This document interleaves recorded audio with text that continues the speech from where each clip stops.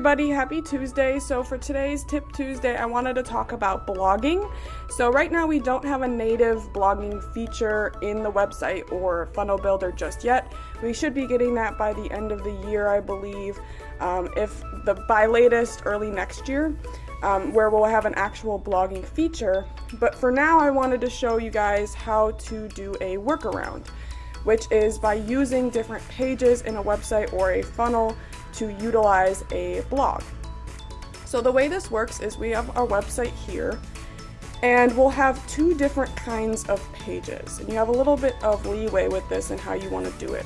The first page is going to be in your website, and that's going to be the page where all of your blogs that are listed, your different posts are listed, and they can go and read whichever ones they want. Then your second type of page is going to be the page or pages, however many you have, that each post will be on. So again, you have page 1, which is all the lists of all of your posts, and then each post is going to have its own page. You have two options for the post page. You can leave them in the website, so depending on how many times you post a blog on your blog, you can leave it in your website if it's not a ton, or you can even create a funnel for all of your posts. So you're not clogging up your website, you can just connect that to a funnel page instead. So an example of this is Jean Tillery here. So she's got her website, you can see she's got a lot of posts here: Cliff Cody, pulled chicken soup, 2 pizza rolls, salmon alfredo, so on and so forth. She's also got a template page that she can just clone every time that she has a new post. So she's decided to do it in the website where she just adds a page every time she has a new post. But you can also do this in funnels, similar to if you guys have seen how we do our newsletters, we just have a funnel page. I'll bring that up in a second, one sec. Okay, so like I mentioned, you can have each page within your website like this, but if you post a lot, you may not want to clog that up.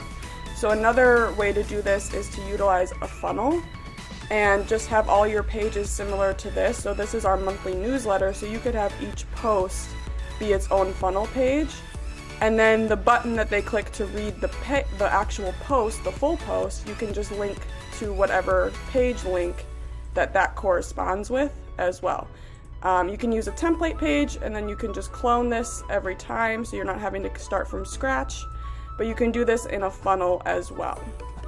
So what we have here is she has her epic blog page. This is the list. So when I open this up, you can see that it lists off all of her posts, and then I can say, oh, I want to read this one. And then when I click on that, it will actually open up this Cliff Cody post page. So it goes from this original page, and then when I click on a specific post, it's going to take me to that post page, whether that be in the website or in the funnel. And then this is just what she clones each time, and then she just changes out each little wording. So if I open up this blog page, and you can set it up like format wise however you want. Maybe you want more of a grid rather than a list, that's up to you.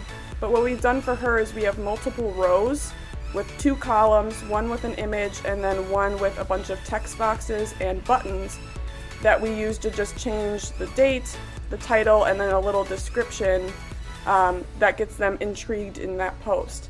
Then this button, if it's in your website, you can use go to page and then choose what page you want it to open up to. Otherwise, if you're going to utilize funnels, you can use website URL and then just paste in the funnel page link. So then whenever she adds a post, we can just clone this row, change out the picture, change out the wording, and then where it links to, and now we've added that post. So if we go back out, you can see again that we've just linked that original page to each individual post, and that's the best way of doing it currently until we get that native element and feature in here.